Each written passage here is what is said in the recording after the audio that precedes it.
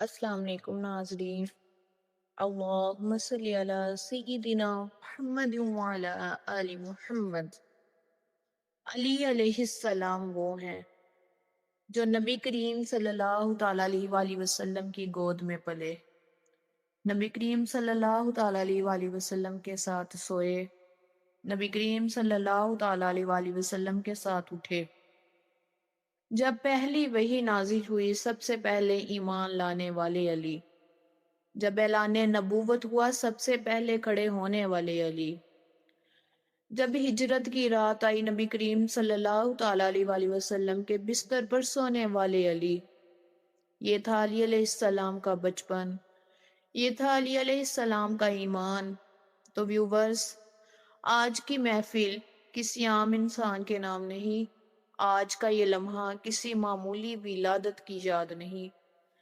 آج ہم اس عظیم ہستی کا ذکر کر رہے ہیں جس کا نام لیتے ہی عدل سر جھکا لیتا ہے، شجاعت بولنے لگتی ہے، علم راستہ دکھانے لگتا ہے، اور تقوی خود اپنی مثال بن جاتا ہے، جس کا نام علی علیہ السلام، جس کا لقب امیر المؤمنین علیہ السلام، اور جن کی پہچان صرف تاریخ نہیں بلکہ حق ہے۔ آج ہم مناتے ہیں جشن ظہور مولا علی علیہ السلام، لیکن ذرا رکیے، یہ جشن تالیاں بجانے کا نہیں، یہ جشن سوچ بدلنے کا ہے۔ مکہ وہ رات جو عام نہیں تھی، وہ کوئی عام رات نہیں تھی، مکہ کی گلیاں تو وہی تھیں، کعبہ اپنی جگہ پر قائم تھا، لوگ بھی روز کی طرح آ جا رہے تھے، لیکن فضاؤں میں ایک عجیب سی خاموشی تھی، جیسے زمین کو خبر ہو کہ آج کچھ ایسا ہونے والا ہے جو دوبارہ کبھی نہیں ہوگا۔ کعبہ، اللہ کا گھر، صدیوں سے کھڑا خاموش گواہ، اور آج اسی گھر کے سائے میں ایک ماں درائے زر میں، درد زر میں مبتلا ہے، بی بی فاطمہ بنت اسد علیہما السلام، ایک ماں، ایک مومنہ۔ بی بی فاطمہ بنت اسد کوئی عام عورت نہیں تھی، یہ وہ خاتون تھی جنہوں نے رسول خدا خاتم النبیین صلی اللہ تعالیٰ علیہ وآلہ وسلم کو ماں کی طرح پالا، جن کے گھر میں نبی کریم خاتم النبیین صلی اللہ تعالیٰ علیہ وآلہ وسلم نے یتیمی کے دن گزارے۔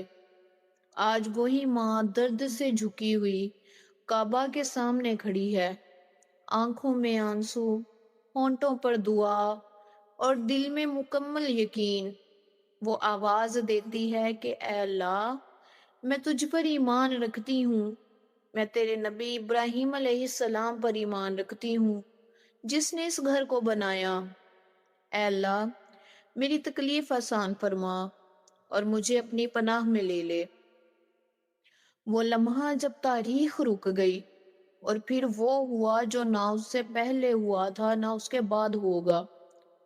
کعبہ کی دیوار، ہاں وہی دیوار جسے صدیوں سے کسی نے نہیں چھیڑا، وہ دیوار لرزنے لگی۔ لوگ سمجھے شاید آنکھوں کا دھوکا ہے، لیکن نہیں، دیوار میں دھڑاڑ پڑ گئی، دروازہ نہیں کھلا، تالا نہیں ہٹا، بلکہ دیوار شک ہو گئی۔ یہ انسان کا کام نہیں تھا، یہ اعلان تھا کہ یہ ولادت اللہ خود کروا رہا ہے۔ بی بی فاطمہ بنت اسد اس شگاف کے اندر داخل ہو گئی اور دیوار پیچھے سے بند ہو گئی۔ لوگ دیکھتے رہ گئے، 3 دن کعبہ کے اندر، 3 دن بی بی کعبہ کے اندر رہی۔ لوگوں نے چاہا کہ دروازہ کھولا جائے، لیکن ہر کوشش ناکام۔ کیوں؟ کیونکہ یہ مہمان نوازی انسانوں کی نہیں، اللہ کی طرف سے تھی۔ اور تیسرے دن جب وہ باہر آئیں تو ان کی گود میں ایک بچہ تھا، ایک ایسا بچہ جس کا چہرہ دیکھ کر یوں لگتا تھا جیسے کعبہ بول رہا ہو۔ یہ بچہ علی علیہ السلام تھے، ایک شرف جو صرف مولا علی علیہ السلام کو ملا۔ سوچئے، دنیا میں ہزاروں انبیاء کرام آئے، لاکھوں اولیاء کرام گزرے، لیکن کسی نبی کی ولادت کعبہ میں نہیں ہوئی، کسی ولی کو یہ شرف نہیں ملا۔ یہ شرف صرف مولا علی علیہ السلام کو ملا، نہ پہلے نہ بعد میں۔ یہ اعلان تھا کہ جس گھر میں بت رکھے گئے اسی گھر میں بت شکن پیدا ہوا۔ رسول خدا صلی اللہ تعالی علیہ وآلہ وسلم کی گود علی علیہ السلام کی پہلی درسگاہ۔ مولا علی علیہ السلام نے آنکھ کھولی تو سامنے کالی کملی والے خاتم النبیین محمد مصطفیٰ صلی اللہ تعالی علیہ وآلہ وسلم تھے۔ یہ وہ بچہ نہیں تھا جو گلیوں میں پلا، یہ وہ بچہ تھا جو وحی کے سائے میں پلا۔ نبی کریم صلی اللہ تعالی علیہ وآلہ وسلم کے ساتھ کھانا پینا اٹھنا چلنا۔ علی علیہ السلام خود فرماتے کہ میں نبی کریم صلی اللہ تعالی علیہ وآلہ وسلم کے پیچھے ایسے چلتا تھا جیسے بچہ ماں کے پیچھے چلتا ہے۔ اسی لیے مولا علی علیہ السلام نے کبھی بت کو سجدہ نہیں کیا، مولا علی علیہ السلام نے کبھی جاہلیت کو نہیں اپنایا۔ جب وحی آئی تو مولا علی علیہ السلام کہاں تھے؟ جب غار ہیرا میں پہلی وحی نازل ہوئی، محمد مصطفیٰ صلی اللہ تعالی علیہ وآلہ وسلم گھر آئے، دل پر وحی کا بوجھ، آنکھوں میں سچائی، اور سب سے پہلے جس نے بغیر سوال ایمان قبول کیا وہ بچہ تھا علی علیہ السلام۔ نہ عمر دیکھی نہ دنیا دیکھی بلکہ حق پہچان لیا۔ جب قتل کا منصوبہ بنا نعوذ باللہ، جب تلواریں اکٹھی ہوئیں، جب ہر قبیلے کا نوجوان ایک وار کے لیے تیار تھا، اسی رات نبی کریم خاتم النبیین صلی اللہ تعالی علیہ وآلہ وسلم نے فرمایا کہ علی تم میرے بستر پر سو جاؤ، اور علی علیہ السلام بغیر کسی سوال موت کے بستر پر لیٹ گئے۔ یہ شجاعت نہیں تھی، یہ ایمان تھا۔ غدیر 1,00,000 گواہ اور پھر غدیر خم 1,00,000 سے زائد لوگ، دھوپ، خاموشی، اور نبی کریم صلی اللہ تعالی علیہ وآلہ وسلم نے ہاتھ بلند کیا اور فرمایا من کنت مولا فہذا علی مولا۔ یہ صرف جملہ نہیں تھا، یہ راستہ تھا، یہ معیار تھا، اور اللہ سے دعا کی کہ اللہ جو علی علیہ السلام سے محبت کرے تو اس سے محبت فرما، جو علی علیہ السلام سے دشمنی کرے تو اس سے دشمنی فرما۔ خیبر جہاں طاقت نہیں حق بولا۔ اب ذرا منظر بدلیے، یہ مکہ نہیں مدینہ بھی نہیں، یہ ہے خیبر، یہودی قلعوں کی سرزمین، اونچی فصلیں، لوہے کے دروازے، اور اندر وہ غرور جو طاقت کے ساتھ آتا ہے۔ خیبر صرف ایک جنگ نہیں تھی، خیبر ایک پیغام تھا۔ مسلمان کئی دن سے محاصرہ کیے ہوئے تھے، لیکن قلعے ختم نہیں ہو رہے تھے، قلعہ فتح ہی نہیں ہو رہا تھا۔ ہر دن سورج نکلتا اور بغیر فتح کے غروب ہو جاتا۔ لوگوں کے دلوں میں سوال پیدا ہونے لگا کہ یہ قلعہ واقعی ناقابل تسخیر ہے۔ نبی کریم صلی اللہ تعالی علیہ وآلہ وسلم کا اعلان ہوا کہ ایک رات خاموشی تھی، لشکر سو رہا تھا۔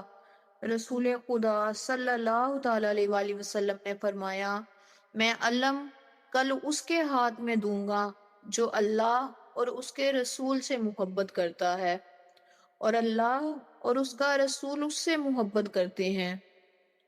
یہ سن کر ہر آنکھ جاگ گئی، ہر دل میں ایک خواہش تھی کہ کاش وہ میرا ہاتھ ہو۔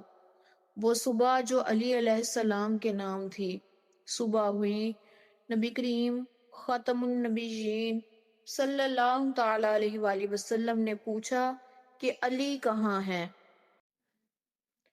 علی کہاں ہیں؟ لوگوں نے کہا کہ یا رسول اللہ صلی اللہ تعالی علیہ وآلہ وسلم ان کی آنکھوں میں شدید درد ہے، وہ خیمے میں ہیں۔ نبی کریم صلی اللہ تعالی علیہ وآلہ وسلم خود تشریف لے گئے۔ مولا علی علیہ السلام کی آنکھوں پر لعاب لگایا، اور تاریخ کہتی ہے کہ وہ درد یوں ختم ہوا جیسے کبھی تھا ہی نہیں۔ پھر علم دیا گیا مولا علی علیہ السلام کے ہاتھ میں۔ یہ محض جھنڈا نہیں تھا، یہ حق کی ذمہ داری تھی۔ مرحب غرور کی آواز، خیبر کا سب سے طاقتور جنگجو مرحب اپنی زرہ پہنے تلوار لہراتے ہوئے نکلا۔ وہ چیخ کر بولا، میں مرحب ہوں، خیبر کا ناقابل شکست جنگجو۔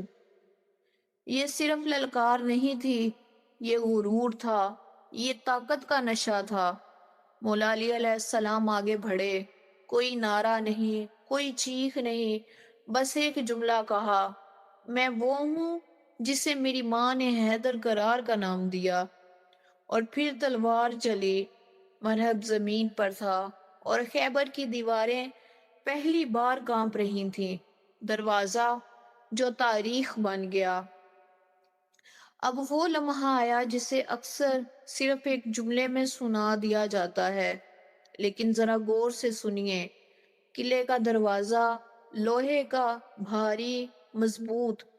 مولا علی علیہ السلام نے اسے پکڑا اور اکھاڑ پھینکا، لیکن یہ طاقت کا کرشمہ نہیں تھا، کیونکہ بعد میں 40 آدمی بھی اس دروازے کو ہلا نہ سکے۔ یہ دروازہ بازوؤں سے نہیں، یقین سے اکھڑا تھا۔ خیبر کے بعد خاموشی، فتح کے بعد مولا علی علیہ السلام نے کوئی جشن نہیں منایا، نہ فخر نہ غرور، کیونکہ مولا علی علیہ السلام جانتے تھے کہ فتح تلوار سے نہیں، اللہ کی مدد سے ہوتی ہے۔ اب ایک اور سوال، بہت اہم سوال، ذرا سوچئے، وہ شخص جو خیبر اکھاڑ دے، اگر چاہتا تو دنیا پر حکومت کر سکتا تھا، لیکن مولا علی علیہ السلام نے کبھی اقتدار کے لیے سر نہیں جھکایا۔ کیوں؟ کیونکہ مولا علی علیہ السلام کے نزدیک حکومت مقصد نہیں، ذمہ داری تھی۔ یہاں سے ہم حضرت علی علیہ السلام کی زندگی کے ایک اور پہلو میں داخل ہوتے ہیں، وہ پہلو جو اکثر نظر انداز کر دیا جاتا ہے، یعنی علی علیہ السلام کی نظر میں حکومت کیا تھی۔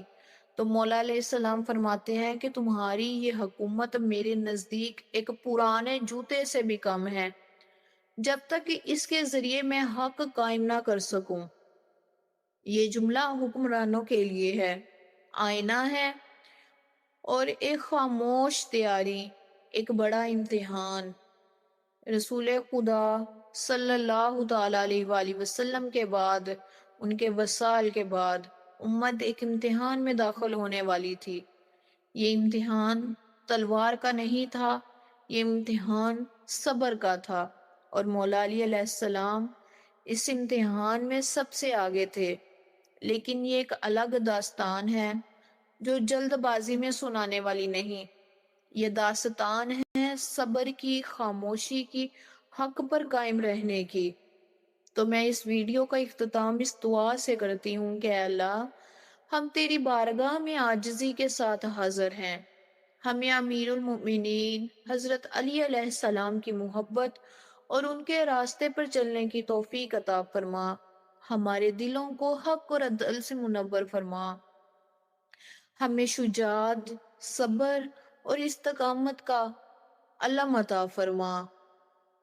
اے اللہ، ہمیں ایسا صبر عطا فرما تاکہ ہم ظلم و ناانصافی کے سامنے کبھی نہ جھک سکیں۔ اے اللہ، جو حضرت علی علیہ السلام سے دشمنی کرے تو اس سے دشمنی فرما، ہمیں اہل بیت کے نقش قدم پر چلنے والا بنا، ہماری زندگیوں کو خوشیوں کا گہوارہ بنا، ہمارے گھروں کو خوشیوں کی گہوارہ بنا، ہماری اولادوں کو نیک بنا، ہمیں اپنے ماں باپ کا، اپنے اساتذہ اکرام کا فرما بردار بنا۔ یا الہی، ہماری زبانیں ہمیشہ سچ بولیں، ہمیں جھوٹ، گالی گلوچ، غلطی، گستاخی، ان ساری دھوکہ دہی جیسی بیماریوں سے دور فرما۔